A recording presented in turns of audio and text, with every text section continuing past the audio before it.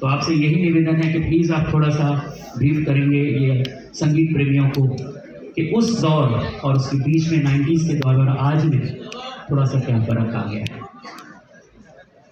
पहले तो आप सबको मेरा प्यार भरा नमस्कार। वॉइस इंक्रीज कर देंगे, हाँ ये बेटर है। खाने पर थोड़ा बढ़ाना पड़ेगा आप लोगों का, मैं क्योंकि बहुत लाउड गाने बात नहीं कर पाऊंगी। हाँ थैंक यू।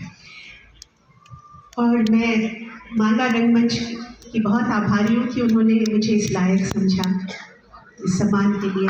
ये हमेशा मैं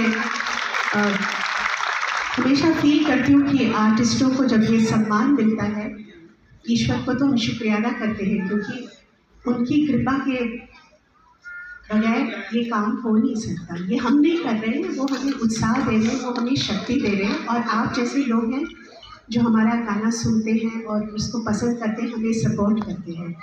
इसके बगैर हम अधूरे हैं। इसलिए आप सबको बहुत मेरी तरफ से हृदय से मैं बहुत शुक्रिया अदा करती हूँ कि आप लोगों ने मेरे कुछ गाने सुने और पसंद किए। ये बड़ों की, मेरे गुरुओं की बहुत ब्लेसिंग्स है मेरे ऊपर।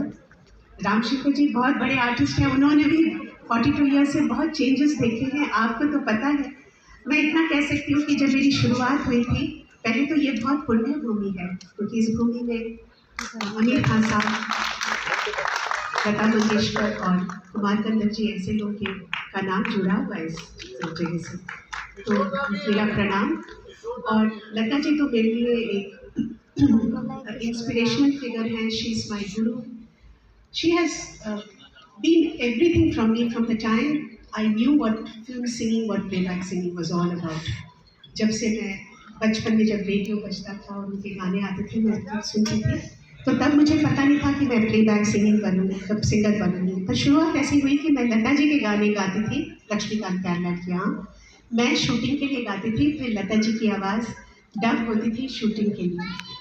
पर तब क्या होता था, तब भी जब मैं गाती थी 80 म्यूजिशियंस होते थे और 20-30 कोरस सिंगर्स होते थे, और मतलब स्टूडियो में 100 लोग होते थे, और जो टेक शुरू होता था वो एक साथ गाना गाना पड़ता था कहीं। और मैं डरती थी क्योंकि बहुत बड़े बड़े म्यूजिशियंस होते थे, प्यारे भाई के लिए, लक्ष्मी जी के लिए, हरि प्रसाद जी, शिव कुमार जी, जरीन दारूवाला, ऐसे बड़े बड़े म्यूजिशियंस बजाते थे। तो मुझे डर लगता था कहीं कि मैं कोई गलत चीज़ गा दूँ तो मेरे वजह से पूरी टेक वापस करना पड़ेगा। और वैसे ही होता था, कभी कभी पहले टेक में ओके हो जाता था, कभी 3 टेक, कभी 4 टेक, पर कभी मुझे लगता है कि मैं अच्छा गा रही हूँ, तब पता चला कोई म्यूजिशियंस ने गड़बड़ कर दी।